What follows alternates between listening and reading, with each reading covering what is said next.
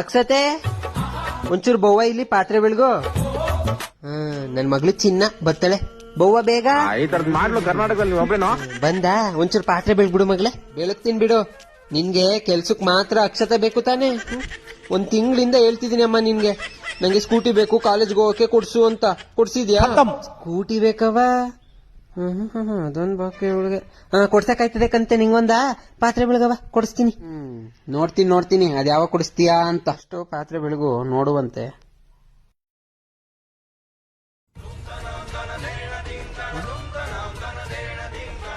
ಏನ್ ಮಮ್ಮಿ ಏನಾಯ್ತು ಹೇಳು ಮಮ್ಮಿ ಬಾಯ್ಬಿಟ್ಟು. ಅದ್ ಯಾಕಂಗ್ ನೋಡ್ತಾ ಇದ್ಯಾ? Congratulation brother. ದರಿದ್ರದವಳೆ ಯಾಕ್ ಮಮ್ಮಿ ಹೊಡ್ದೆ? ಪಾತ್ರೆ ಹಂಗ ಬೆಳಗದು ನೋಡಿ. ಇಲ್ಲಿ ಸೋಪ್ ಎಲ್ಲ ಹಂಗೆ ಅದಲ್ಲ ತಟ್ಟೆಲಿ. 20 ವರ್ಷದ ಗಡ್ವಾ. ಚೆನ್ನಾಗ್ ಕಲ್ತಿದ್ದಿ ಪಾತ್ರೆ ಬೆಳಗದ. ಹೋಗು ಮುಂಡದೆ.